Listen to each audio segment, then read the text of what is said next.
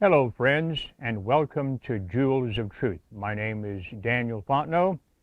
Today, I would like to address Project 2025. Some of you, I'm sure, I'm assuming most of you have already heard of Project 2025. Maybe some of you haven't.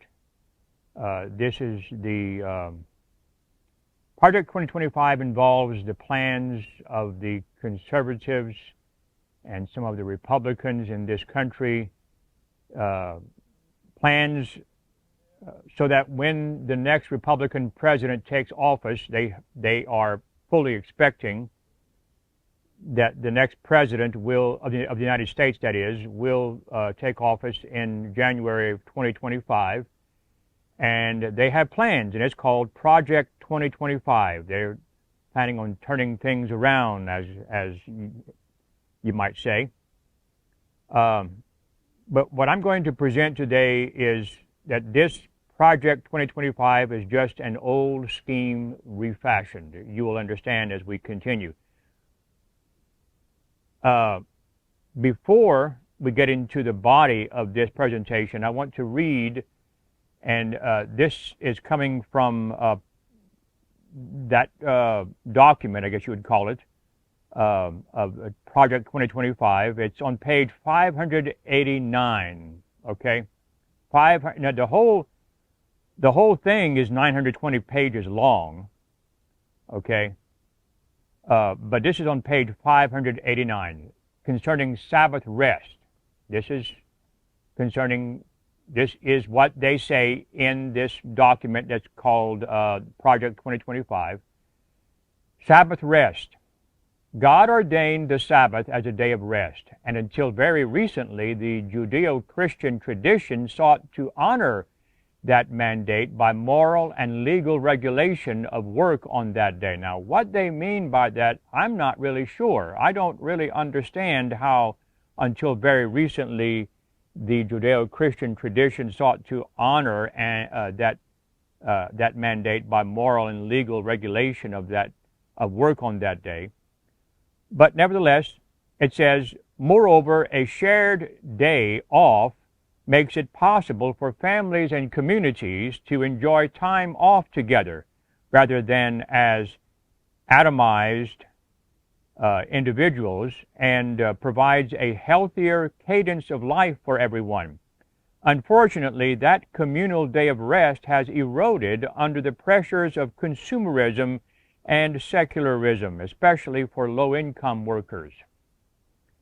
And this is something that they always do. They want to just, they do just like what the liberals and the Democrats do. They want to act as if they're concerned for, the marginalized people or the low-income workers, and things like that. Okay. And then it says, Congress should encourage communal rest. Let me stop right there in the middle of a sentence. Constitutionally, Congress has nothing to do with encouraging communal rest. Let me repeat. Constitutionally, Congress has nothing to do with encouraging communal rest. That is not their job. But again, it says, Congress should encourage communal rest by amending the Fair Labor Standards Act, FLSA, to require that workers be paid time and a half for hours worked on the Sabbath. The First Amendment to the United States Constitution states, Congress shall make no law respecting an establishment of religion or prohibiting the free exercise thereof. Let me repeat. Congress shall make no law respecting an establishment of religion or prohibiting the free exercise thereof. That day, now it continues, this document continues, that day would default to Sunday, except for employers with a sincere religious observance of a Sabbath at a different time, e.g. Friday sundown to Saturday sundown. Of course, that would include among other people, Seventh-day Adventists. But let me say this. When the government makes a law but then they exempt a certain group of people from that law, listen to me. The government can just as easily revoke that exemption. Okay? They can just as easily later on revoke that exemption. The obligation would transfer to that period instead. Houses of worship, to the limited extent they may have FLSA, that's Fair Labor Standards Act, covered employees and employers legally required to operate around the clock, such as hospitals and first responders, would be exempt, as would workers otherwise exempt from overtime. All right, that's that. So let me go to part of a chapter from the book written by A.T. Jones entitled The Two Republics. I'm going to take excerpts from that chapter. And this is why, and again, the name of this presentation is Project 2025 and Old Scheme Refashioned. This is the old scheme, okay? Another scheme adopted by Constantine. And if you remember, a while back, I presented the possibility on another video. I questioned, will Donald Trump be the next or the new Constantine? And they expect, the conservatives in this country expect that Donald Trump, they hope that Donald Trump will regain the presidency in 2020, well, this year, and then reinstated in 2025. Another scheme adopted by Constantine was fraught with more evil in the same direction. As he had favored the new religion being Christianity, going from paganism to Christianity way back then in the 300s, as he had favored the new religion only on account of its value to him as a political factor, he counted it to his advantage to have as many as possible profess that religion. Okay? This was Constantine's effort. Constantine,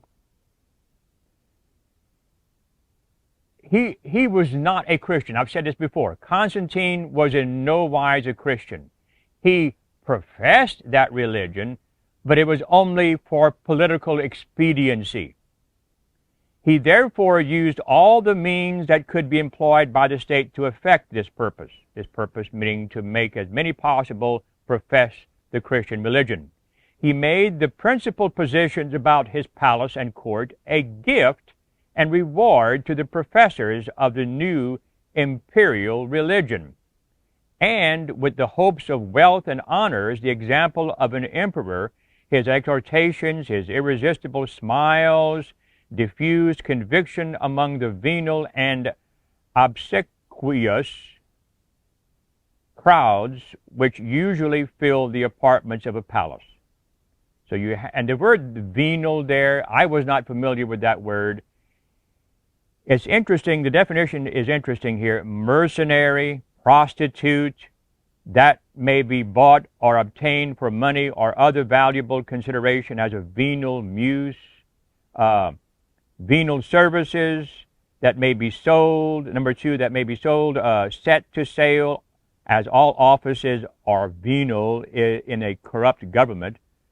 Number three, purchased as a venal note. So, just that itself should tell us that these people who professed Christianity back then, they were not professing Christianity because they believed in Jesus Christ as their Savior, or the Scriptures as the Word of the eternal God.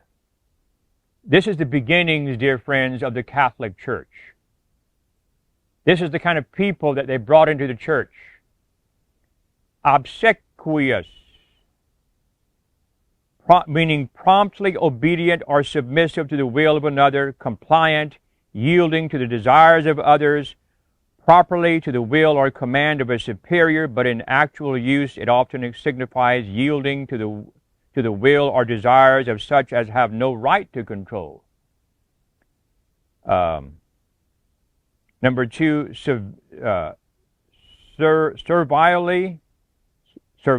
servilely, or meaning condescending, compliant to excess, as an obsequious flatterer, minion, or parasite. All of these definitions tell you that the people that came into the Catholic Church, they were no more, most of them, if not all of them, were no more Christians than Constantine was. As the lower ranks of society are governed by imitation, the conversion of those who possessed any eminence of birth, of power, or of riches was soon followed by dependent multitudes. The salvation of the common people was purchased at an easy rate. If it be true that in 1 year 12,000 men were baptized at Rome, besides a proportionable number of women and children, and that a white garment with 20 pieces of gold had been promised by the emperor to every convert. So this is a bribe. This is a bribe. And we know as Seventh-day Adventists, at the end of the world, during the Sunday law crisis / mark of the beast crisis, that God's people will, the government will attempt to bribe the people, not just Seventh-day Adventists, but also others, okay, to get them to honor the Sunday. Let's continue with Brother Jones's chapter. It will be observed that in this statement Gibbon inserts the cautious clause, if it be true, but such a precaution was scarcely necessary, because the whole history of the times bears witness that such was the system followed, whether this particular instance was fact or not. This is proved by the next instance, which we shall mention, of Constantine's efforts in gaining converts to the new religion. He wrote letters offering rewards, both political and financial, to those cities which, as such, would forsake the heathen religion and destroy or allow to be destroyed their heathen temples.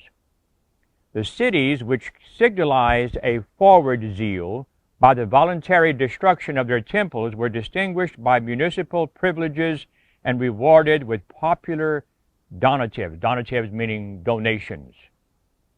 So you can see that the government of Constantine, they were buying the people. They were bribing the people.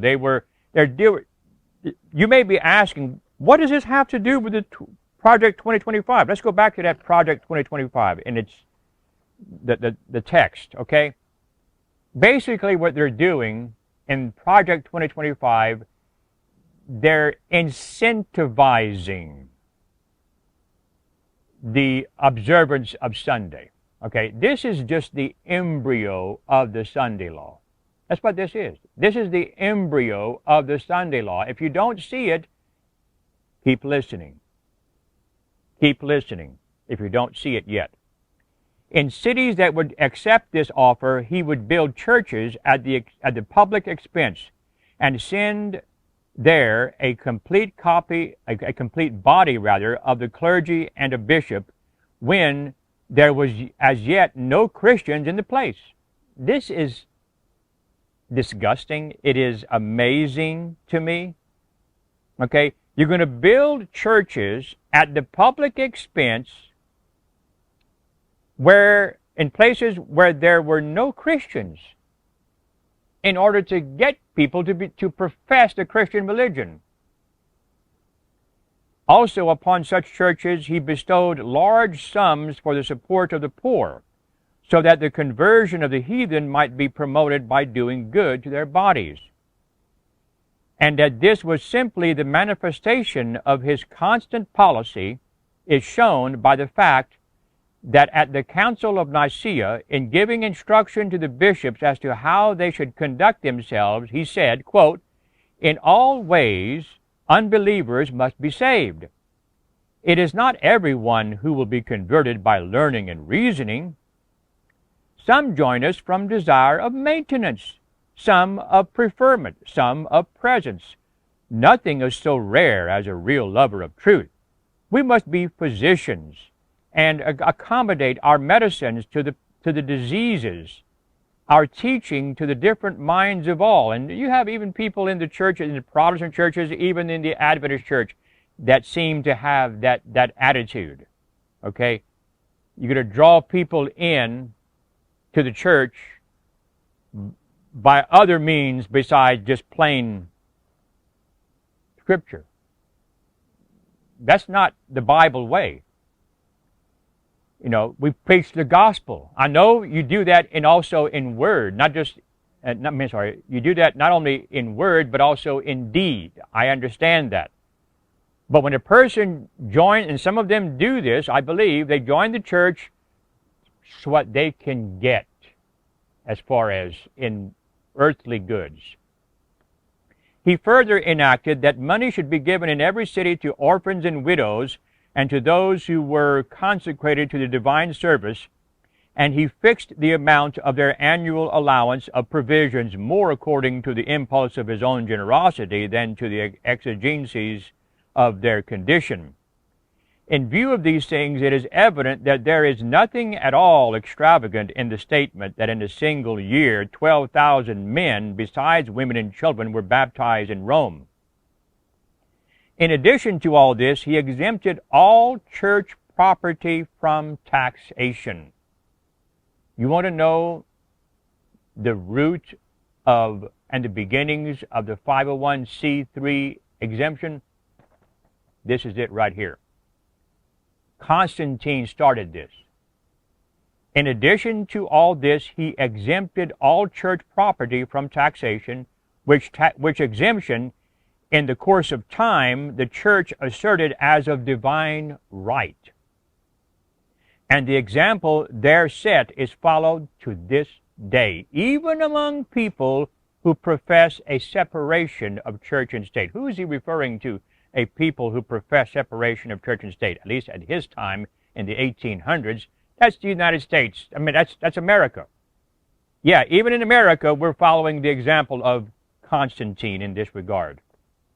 The only result which could possibly come from such proceedings as these was, first, the great mass of the people, of the pagans in the empire, with no change either of character or convictions, were drawn into the Catholic Church.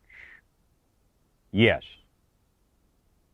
The great mass of people, of the pagans in the empire, with no change either of character or convictions, were drawn into the Catholic Church. Thus, the state and the church became one and the same thing. That's why I say, that the Catholic Church in and of itself is a union of church and state. And let me go further with this. And I've never said this before, I just thought of this. When people in the United States of America, Americans, voice their anger and their disagreement and their disgust with the principle of the separation of church and state, when they express their views in favor of the union of church and state, they are in essence, whether they realize it or not, they are in essence saying, we want America to be Catholic. We want to be Catholic. That's what they're saying, whether they realize it or not. Thus, the state and the church became one and the same thing.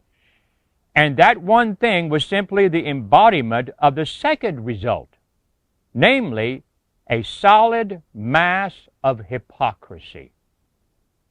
The vast numbers who, from external considerations, without any inward call, joined themselves to the Christian communities, served to introduce into the church all the corruptions of the heathen world. Yes, when you just lower the standards and you say, go ahead and come into the church, it doesn't matter what kind of person you are,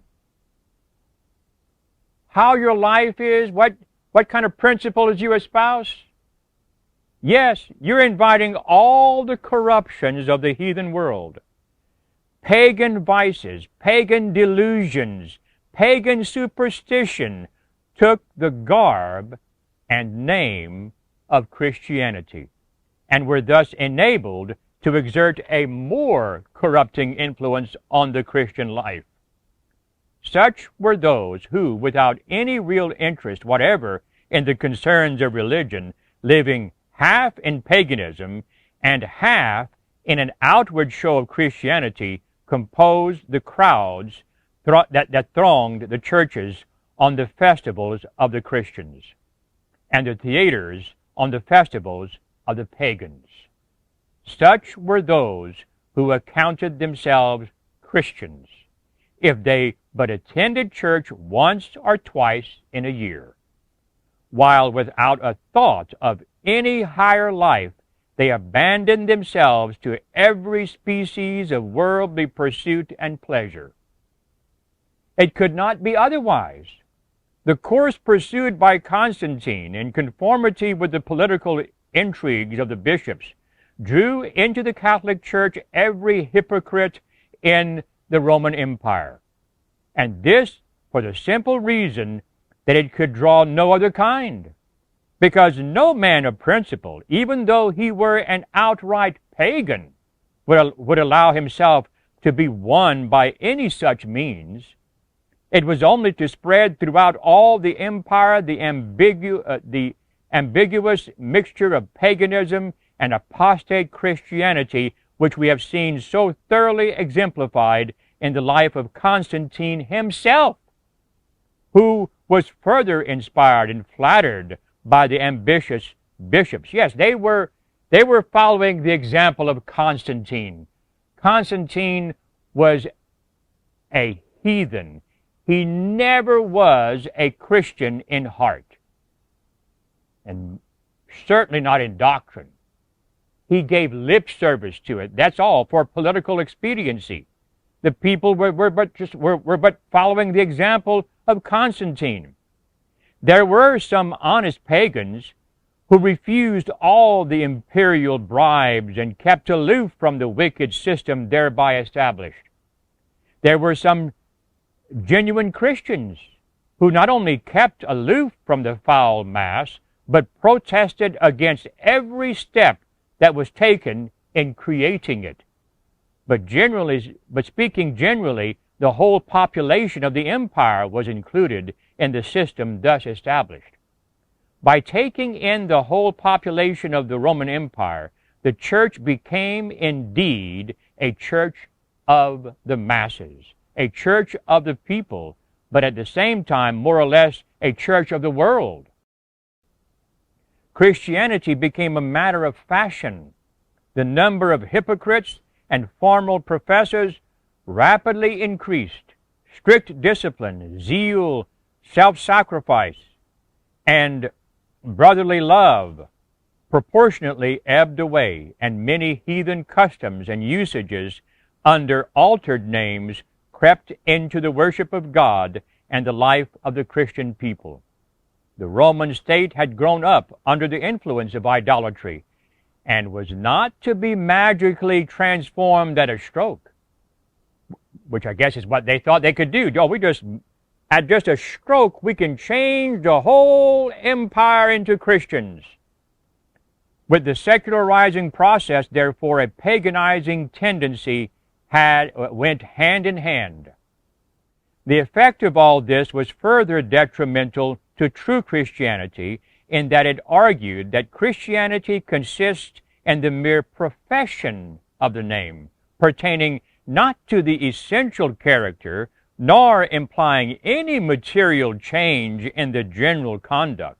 Yeah, there's a lot of people out there, even today, who think that just professing to be Christian, without any change in the life, is okay. And you're a Christian. Consequently, those who had been by this means brought into the church acted worse, and really worse than those who remained aloof. Yes, those who actually joined the church for those reasons. Oh, because you're giving me something, you're bribing me. They were worse than those who said, no, we're not going to do that. This is hypocrisy. When the bishops or clergy of the church undertook to exhort the heathen to become Christians, the pagans pointed, watch this, this is amazing. When the bishops or clergy of the church undertook to exhort the heathen to become Christians, the pagans pointed to the hypocritical professors who were already members of the church and replied to the invitation with such arguments as these. We live good lives already. What need have we of Christ? We commit no murder, theft, nor robbery. We covet no man's possessions. We are guilty of no breach of the matrimonial bond. Let something worthy of censure be found in our lives, and whoever can point it out may make us Christians. To me, that's common sense. Yeah, the pagans said, these people, they're not any better than us. Why should we become Christians? Comparing himself with nominal Christians, he said, why would you persuade me to become a Christian? I have been defrauded by a Christian. I never defrauded any man. A Christian has broken his oath to me. He's broken his promise to me. And I never broke my word to any man. Yeah, makes sense to me. Not only was the church thus rendered powerless to influence those who were without or outside the church, but she was likewise powerless to influence for any good those who were within the church. When the vast majority in the church were unconverted and had joined the church from worldly and selfish motives, living only lives of conscious hypocrisy, it was impossible that church discipline should be enforced by church authority. The next step taken by the bishopric, therefore, was to secure edicts under which they could enforce church discipline. This is what the church leaders resorted to now. Now we're going to enforce church discipline. This, too, not only upon the members of the church, but likewise upon those who were not. The church, having, out of lust for worldly power and influence, forsaken the power of God, the civil power was the only resource that remained to her. Conscious of her loss of moral power, she seized upon the civil. The account of this wickedness will be given in the next chapter. So this brings us to the end of this presentation. But this is what they're going to do. You see, if they can't make you a Christian in the church or outside the church, then they're going to resort to civil power. And that's what's coming. So if you agree with this presentation, then by all means tap that like button at the bottom of this video so that it can be sent far and wide to those who are hungering for truth. And if you have any comments or questions, then we would encourage you to place your comments and questions at the bottom of this video. And if you haven't subscribed, we would highly encourage you to do so. The end draws nigh. We need to really determine that we shall resist these religious laws that are coming. We need to determine that we will serve Christ and study His Word every day. Thank you for joining us here at Jewels of Truth, And we hope and pray that you will have a good day in the Lord.